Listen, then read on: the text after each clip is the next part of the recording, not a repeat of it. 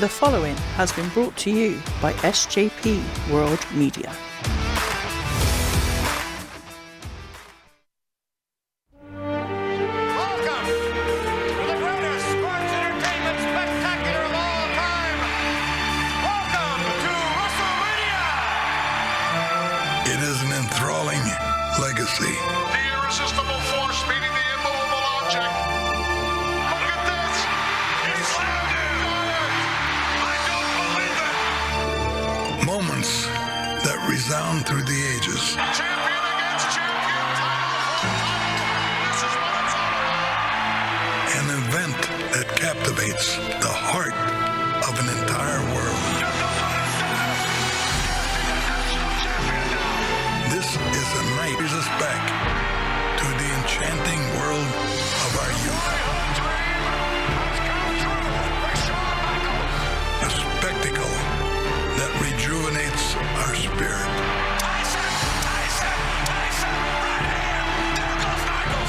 Welcome to WrestleMania, the showcase of the immortals. It doesn't get any bigger or more exciting than this. Tonight, heroes will be made and careers and lives shaped forever. Welcome to WrestleMania, a celebration of life. Welcome to WrestleMania.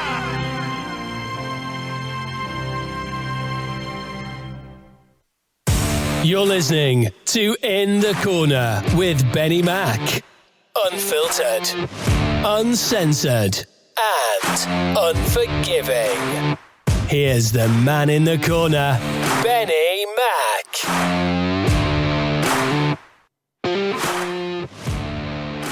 It's WrestleMania. Only something we've been harping on about since January. But it is this weekend, this Saturday, and this Sunday. Quite frankly, I can't wait for it. I hope you're enjoying it. The build-up. We've still got SmackDown to go. One more show. And then WrestleMania Saturday. Or Sunday for us here in the UK. But it's looking like it's going to be a smasher, to be honest. And also, first off, apologies how very late this episode is coming out, but things happened this week that were beyond my control, which then put the schedule back, which then made it so my co-host couldn't be here, unfortunately. But hopefully this makes up for it, and hopefully you enjoy this podcast, and hopefully you've been enjoying all the podcasts on SGP World Media this past week. But yeah, we got a few predictions going in here. Tyler has sent me his via a message, so we'll do my best to go through those.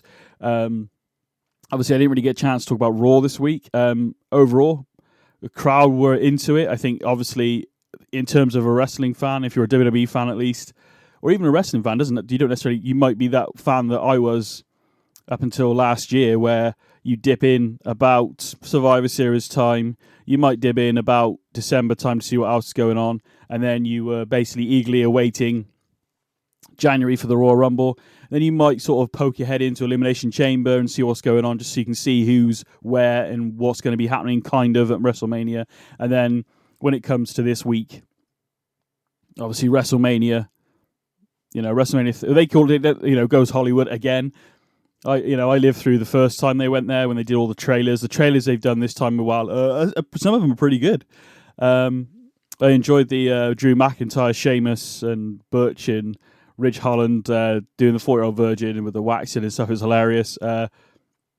Rhea Ripley as 11 from Stranger Things makes perfect sense. Is it Goodfellas or with the Bloodline, which I've never actually seen, and I know people might slap my face if they saw me. I've not seen Godfather either, so any of them. So so they're on my list. I just haven't got round to it. I know that there's these films that exist that they get mentioned a lot, and you feel like you should watch. Now I know of them, obviously.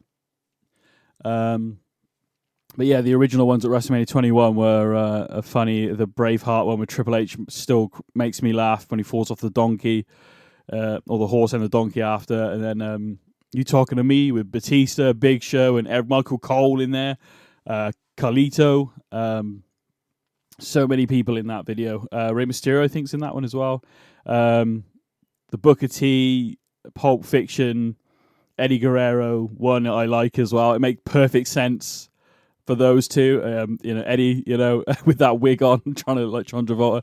If you haven't seen them for some strange reason, if you're in that age bracket where you didn't necessarily see WrestleMania 21, the build up, the everything was good for that WrestleMania. Not everything, but I remember that show fondly. So, and for those who follow me at In the Corner WWE on Twitter, 5 points to you if you can guess where that promo, which WrestleMania promo that was played on before WrestleMania started. I'm not going to give you any hints.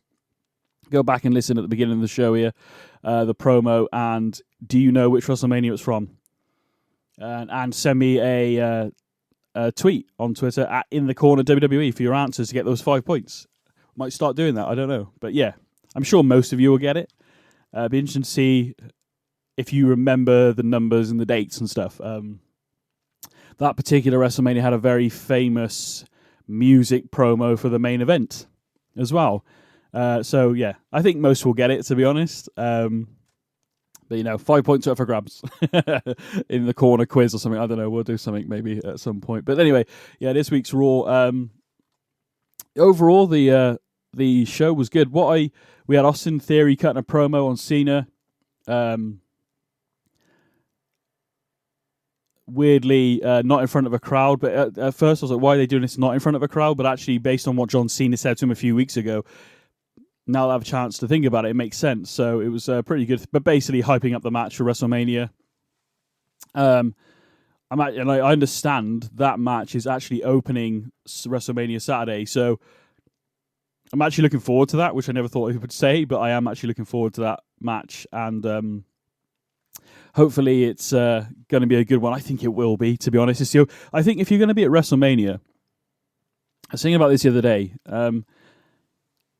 If you're going to be at Mania, you kind of everybody wants to be in the main event. Don't get me wrong. If I was, if we all of us who are wrestling fans, I'm sure at some point in our lives have wished we could have been a professional wrestler, and we might have a particular bout that we want to win. Mine was always the Intercontinental Championship, because it's like the working man's title, isn't it? The wrestler's title, So you'd have to be pretty good, I think, to win that. Not that you don't have to be good to be heavyweight champion, obviously, but yeah, I was thinking, I just feel like you either want to be in the main event, which I think most of us do, but I think if you're going to be at WrestleMania and you're not in the main event, if you can open the show and absolutely smash it, it'd be amazing. But of course, not always the case. There's obviously famous TLC 2, obviously. It was a great match. When I think of that particular WrestleMania, that's one of the matches I think about. When I think of Mania 25, not the main event and not the opening match, but there are exceptions to this.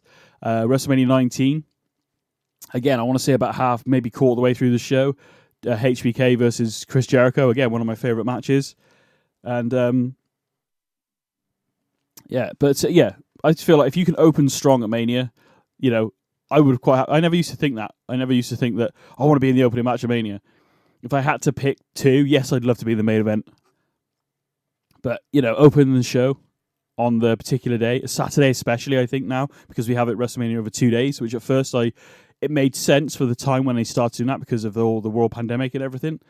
But actually having it over 2 nights, weirdly, at first I wasn't not that I wasn't a fan, I was a bit concerned about it. But actually, it's a bloody great idea, isn't it? I mean, you get a lot more fans. I don't know whether everybody would, whether you go Saturday and Sunday, you must be freaking minted if you are, because I looked at the ticket prices over here for Money in the Bank in a couple of months' time, which will mark a full year of this show. And I was like, yeah, I want to go. And I was like, and by the time I got a chance to actually look for tickets, everything had gone. And the only ones left were stupid prices. And as much as I want to go, I can't afford to do that. But it's going to be amazing anyway. It's going to be amazing to watch it on TV over here, at a reasonable hour over here in the UK. So I'm looking forward to it. I'll run through Raw quickly. Again, like I said, overall the show was actually really good. And I think what helped, the crowd were really into it. The crowd were not just like at the beginning of the show or like middle of the show, like for the entire night. And whether that's WrestleMania hype or whether it's just that town, I don't know. Or whether it was the matches. It could maybe a combination of all three. But the crowd, I love it when the crowd's into it, because as somebody watching it on TV, you just want to go, I want to be there. I want to go there. And I still want to go, don't get me wrong. It's just having the money to afford it. One negative in a sense of, not because it was bad or anything, but Carmella seems to have disappeared. I think there's some stuff going on with her. So, unfortunately, and I don't hate Sonya Deville by any stretch, but Chelsea Green and Sonya Deville teamed up to advance to the WrestleMania Women's Tag Team Showcase, and they beat Candice LeRae and Michin. How do you say that? Michin, yeah. I keep wanting to call her other name, but yeah. But I actually loved the combination of Chelsea Green and Carmella. I just thought, when I looked at those two together, I went, yes, those two together, please. Hopefully, whatever's going on with Carmella, she's okay, she'll be okay, and hopefully she'll be back soon. She just not long made a return, and I thought, freshen up that women's division. I know she's been a former women's champion, Money in the Bank winner and all that, but her and Chelsea Green together, for me, as annoying as they will be together in that sense, they'll make some bloody great heels, to be honest. I'm hoping we see, though. I think it's one of those teams where they'll start as heels, and over time they could become, faces, or even, and then maybe we have that classic tag team turning, but, hopefully, it's all good. I don't really know. I could look online to see if I could find anything. Nothing was too conclusive, and I don't want to be sat here speculating on what it could be. But whatever it is, I'm hoping she's okay and she'll be back soon. Gunther defeated Dolph Ziggler with the Last Symphony. Dolph Ziggler, unfortunately, at the moment, is that guy that just gets beat. He's credible. He was former Intercontinental champion, former US champion, former tag champion, heavyweight champion. Has Dolph missed his shot? Is this it now for Dolph? I don't know. I'm hoping not, because I've always been a Dolph Ziggler fan. Even when he was Vicky Guerrero, even though you hated him, like, what he can do in the ring is really good. But he's like a hodgepodge, isn't he, of like Shawn Michaels, Billy Gunn type, Jericho type sort of, kind of thing. I would definitely say if Shawn Michaels and Billy Gunn had a baby, it's Dolph Ziggler. Let's face it, in the nicest way possible.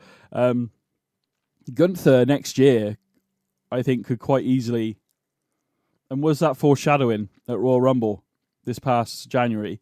Is Gunther going to be up there in the main event pitch? Good year after WrestleMania weekend, this weekend, to build people. Gunther obviously lasted from number 1 or number 2? He started off the Rumble match, didn't he? And he lasted to the end up with Cody Rhodes, and him and Cody had like a mini match at the end, which was really good. And all I want to see now, I want to see Cody versus Gunther at some point. Whether he has Imperium with him at that point, I don't know. But is it, like I said, is it foreshadowing for the next 12 months with Gunther? Quite possibly. It makes perfect sense. Had a great run with that IC title. And much like whoever beats Roman, whoever beats Gunther for the IC title, it will be a big win. So yeah, Rey Mysterio defeated Damian Priest via disqualification after Dominic interfered in the match. Rey had the match won when Dominic pulled him off of the top rope, so got a disqualification. Legado del Fantasma came out for the save. Rey Mysterio and Dominic Mysterio has been building for months and months now, and when it came to that, Rey punching his son on SmackDown, Dominic has got that heat. I said it with Tyler the other week. He's got that heat with him where as soon as he grabs the mic, starts talking, even appears on screen and appears in the arena, fans are like just booing the shit out of him. And now that he's provoked Rey to the point of Rey has now lashed out at Dominic. Dominic's now playing that victim. How could you hit me? How could you hit me? Yet he's been begging for it for at least 2-3 months. And obviously this story began back at Clash of the Castle. So in a sense, well, it didn't begin, but obviously Dominic turned there. So potentially a good match coming up here. What's next? I jokingly said last week, wouldn't it be funny if they brought back the European title and they stuck it on Dominic, especially with that long hair, the Eddie sort of swagger that he's got going on. Why not? I mean, Dominic could just bring it out as if he's to say, he doesn't have to win it. He could even go down the route of bringing it out and go, I'm the European champion, just like Eddie was.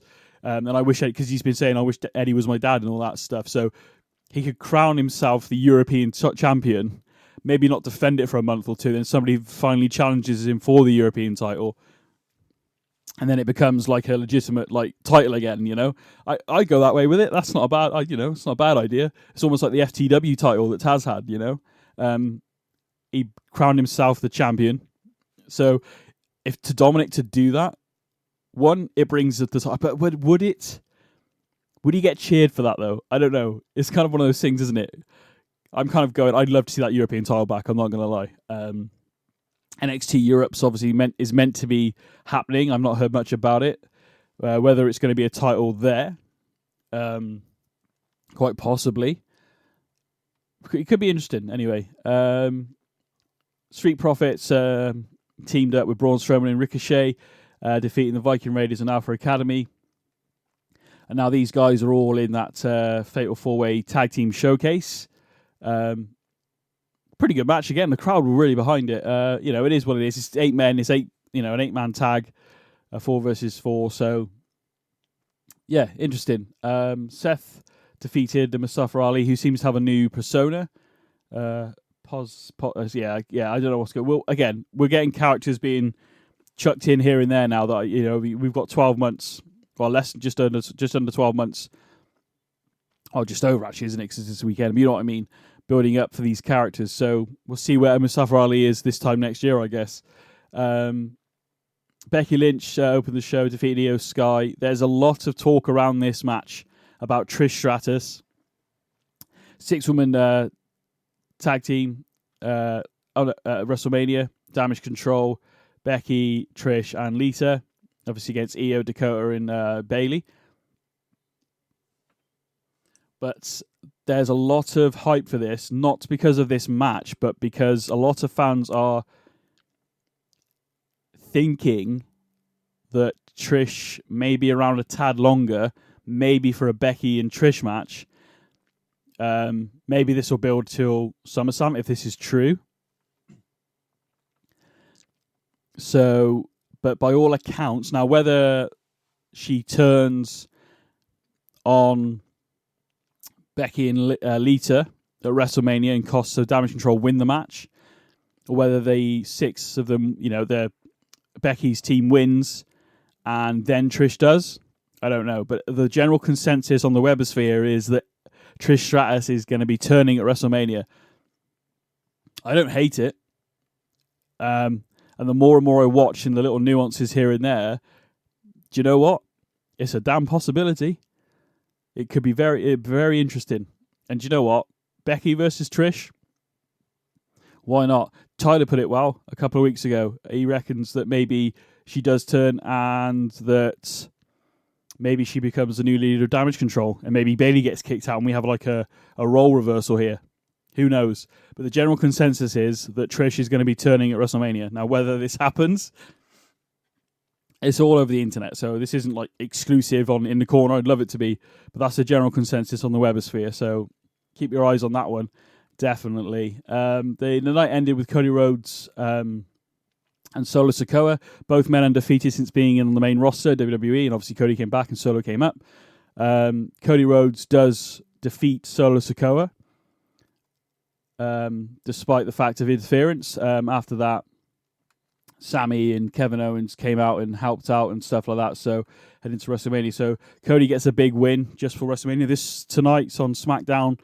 I understand that Cody and Roman are supposed to have another face-to-face. We'll see what happens there. Maybe this will be the where it breaks down into an all-out brawl and SmackDown goes off the air with KO, Sammy, Cody. Now I don't know who's going to be standing tall at that, but I reckon there's going to be a big ass brawl on this. But we'll find out. As I said, overall, Raw was a pretty good show, and again, I think it helped with the fans being into it. Basically, there was a lot of "You're Not Ready" chants and stuff like that. But yeah, Phoenix were loving their WWE action, so very much looking forward to that. Right, let's get into Mania. So now this is according to sportsbible.com. So WrestleMania Night 1 card. As I've already said, that was already actually stated, so I know this for a fact because WWE actually announced it officially. Austin Theory versus Cena will open the show for the United States Championship match. Now, I said weeks ago that I think Austin Theory should win, and by the looks of it, Tyler thinks he should win as well. So we both got that the same. Seth Rollins versus Logan Paul. I think this match is going to be... It definitely has the potential. Logan has managed to, with guidance, with the guys that he's been in the ring with so far, has managed to put on absolute bouters with them. So as much as I hate to admit that, as I say every week on this show, but he's pretty good. I can't deny that, and I don't think any of us can really. Don't have to like him. Don't have to like the way he is in real life or anything like that, or even the Paul brothers in general, but what he's done for WWE in the ring, and he's just been good, all right? I fucking hate the fact that I have to say that, but he's been good. Pardon me. So yeah, I've actually got Seth Rollins winning this, and so's Tyler. It would be at least two, maybe somebody gets involved and Seth loses and has to almost like come back, almost like Cena did against The Rock a fair few years ago, where Cena lost to him at Mania and had a few bad months of big losses and stuff like that, and then managed to turn it around. That's a way to go with this if you want this to last a bit longer. The way they've been going at each other in terms of verbally has been interesting. So yeah, Becky Lynch, as we've already mentioned, Lita and Trish versus Damage Control. I am torn with this one. Tyler has gone for Damage Control. I am... Do you know what? I'm going to go Damage Control as well, because I think if Trish turns, that could be the thing. That could be the catalyst that makes Damage Control win, maybe. Which then also gives Damage Control in Dakota and Io, maybe... I mean, they're technically due a rematch anyway for the women's tag team titles, but even more so when they knock them off, I guess. So I'm going to agree with Tyler on this one, actually. Apparently also on night one, Charlotte Flair versus Rhea Ripley, SmackDown Women's Championship match. I've got Rhea Ripley with this, 100%. And by the looks of it, looking at Tyler's list here, yes, he's also got Rhea as well. So it makes sense. Rhea Ripley at the moment has been absolutely amazing with Judgment Day over the last 6 months, if not a tad longer. Then we've got Braun Strowman, Ricochet versus the Street Profits versus Alpha Academy versus the Viking Raiders. This is a hard one for me. Tyler's gone for Alpha Academy, and I can see why. And I'm liking what's going on here at the moment. I would actually like, nothing against any of the teams here, just to give them a boost. I would actually like to see the Viking Raiders win this, so I'm going to say Viking Raiders. Now, I feel like maybe the Street Profits will win, but I'm going to go with that. Who I'd like to see win, which is the whole point, isn't it? So Tyler's gone Alpha, and I've gone Viking Raiders. Rey Mysterio versus Dominic Mysterio. I haven't had time to digest this overly, but I am actually going to go, not clean, but I'm going to go Dominic Mysterio, and let me find it on his list here. There it is. Rey Mysterio, fair enough. No, I can't go against that at all. And I don't think if Dominic does win, it's not going to be clean. I reckon either Rhea, because I don't think Finn will. Although, when's Finn's match? Next night. So he might do. So somebody from Judgment Day is going to help Dominic Mysterio win, I believe. So I'll go opposite for that. And then, by the looks of it, the main event for Saturday will be... So 2 years in a row for Kevin Owens, if this is the main event, which makes sense for it to be, is the Usos versus Sami Zayn and Kevin Owens. WrestleMania, the KO Mania, Undisputed Men's Tag Team Championships, matches on the line. Tyler has gone Owens and Zayn. Now, I think there's a lot more to this story than we're seeing, and I reckon we'll see a lot more of it possibly by end of night 2 of WrestleMania. Pardon me. But I have to agree with Tyler on this. Sami Zayn and Kevin Owens. I'm not going to lie. This is like almost like a 50-50, 49%, 51% sort of like thing for me. I don't know. I just feel like, because there's several ways, we've talked about it over the last couple of weeks, there's several ways this could go, obviously. Is Roman going to retain? Quite possibly. Is he going to retain through until SummerSlam? Is the Money in the Bank going to play a case to this? There's a lot of talk again over the webosphere about Triple H bringing back the World Heavyweight Championship, the big gold belt. Again, we've been saying that for months on this show.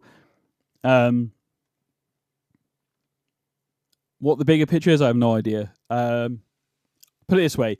I'd like Sami Zayn and Kevin Owens to win. That's who I've gone for, and that's who I've picked. But I wouldn't necessarily be mad if the Usos retained. But I think Sami and KO will do it, which then frees up Jay for possibly Roman and Jay at some point. Because I feel like that is going to happen. Whether that happens again, imagine Roman winning this weekend and, Roman's like, I'm still the head of the table, blah, blah, blah. And then, I know The Rock's not billed to be there. By all accounts, he's not going to be there. But imagine if that music hits. Maybe this doesn't happen until SummerSlam. I don't know. Either way, I'm excited to fucking watch. Is Sami actually... the Usos retain. Oh no, the Usos retain. Then, the Usos get involved in the Roman-Cody match. Then Sami Zayn and KO come out. And then Sami Zayn actually turns on KO again and rejoins the bloodline and blah, blah. And his whole time it was a fucking ruse because this was the actual final test. Because we never found out what the final test actually was. We assume it was Roman retaining the title at Rumble. But it wasn't stated what this was. Is this the final test? We'll find out this weekend, I hope. Can you imagine the heat on Sami if he rejoined? It'd be insane. And this could still, if they did that, they could still do it in a way where Jay and Roman still end up feuding because they didn't tell Jay what the plan was this whole time. Maybe it turns out Sikoa knew, Jimmy knew for some reason, but for some reason they didn't tell Jay. Another thing not to... do you know what I mean? So there's so many ways you could go with this. And again, I'm excited for it. Right, so night 2. So, we got the Liv Morgan, Raquel Rodriguez, Natalya, Shotzi, Ronda Rousey and Shayna teaming up, Sonya Deville and Chelsea Green in the Women's WrestleMania Showcase match. I assume that will open the show. Tyler's got Morgan and Rodriguez.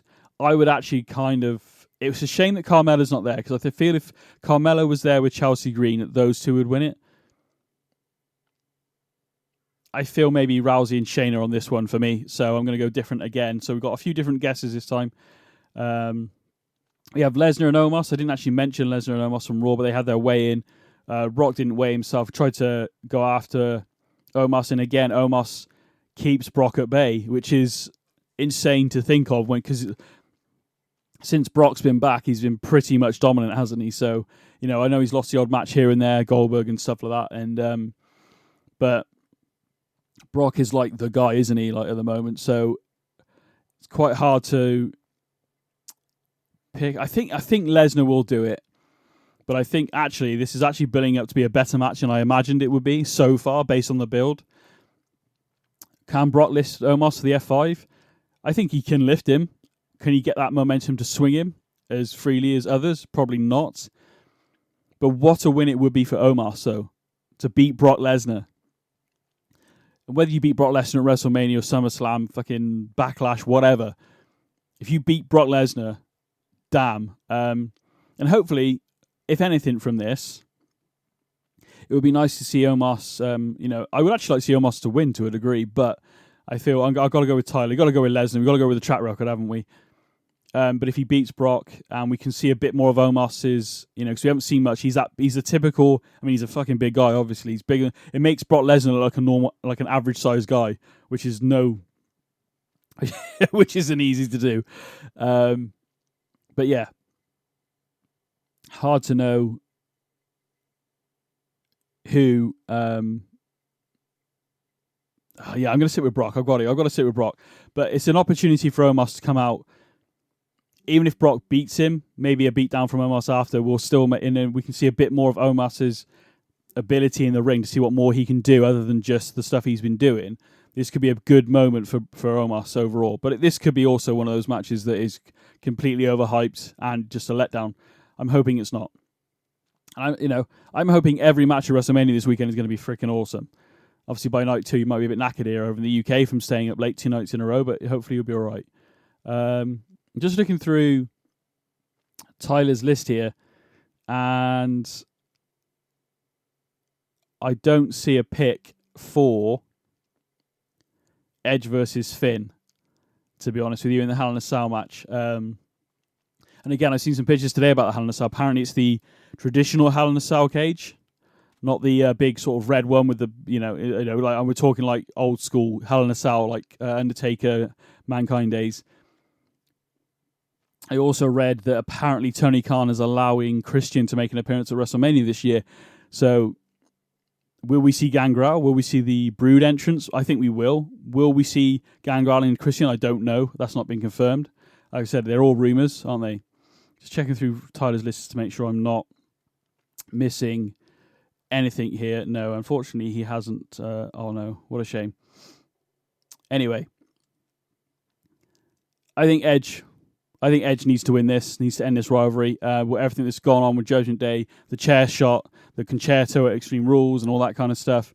And I think Tyler would go Edge as well. I mean, I'll double check with him later, but I think we'd both go Edge on that one. Let's face it. And again, we're missing a few matches. Oh no, we haven't. No, it's there. That's fine. Next match on the list is Gunther versus Drew McIntyre versus Sheamus. I'm so glad this is a triple threat match. Sheamus and Gunther obviously put on a freaking epic match at Clash of the Castle. Main event worthy. Do you know what? It makes sense for this person to win, and this is who Tyler's gone for, but he's gone for Gunther. I beg your pardon. I do see it now. So I said Edge, and actually Tyler has put Balor. So we've actually gone opposite there. So actually I was wrong. So okay, he's gone Balor. Okay, this is going to be interesting WrestleMania weekend, ladies and gents. But yeah, he's gone for Gunther in the Intercontinental Championship match. Do you know what? To set up a feud going forward, I'd like to see Gunther stay with the title a bit longer, but it would be quite a good rivalry, I think, between Drew and Sheamus, because Sheamus has never won the Intercontinental Championship. So I'm actually going to say Drew McIntyre here. Yeah, I am. I'm going to stick to that. Next on the list, Bianca Belair versus Asuka. It's starting to get good now between these two. Honestly, I read that list twice earlier and I missed. Yeah, he's gone. Yeah, okay, there it is. Right, okay. So yeah, Raw Women's Championship match. Whoever wins, so I think this will be telling on where maybe this brand stuff's going to be. Whether it's going to be still, because what I'm getting at is that you're seeing so Gunther was on Raw. He had a match this week against Dolph Ziggler, as I said earlier. When he came out, he still had the SmackDown logo under his name. So, and I even mentioned that he was on SmackDown. So there is still that brand split kind of thing going on. So whoever wins the main title at WrestleMania, are we going to see one bout on Raw the next night, or at least presented with one bout? Quite possibly.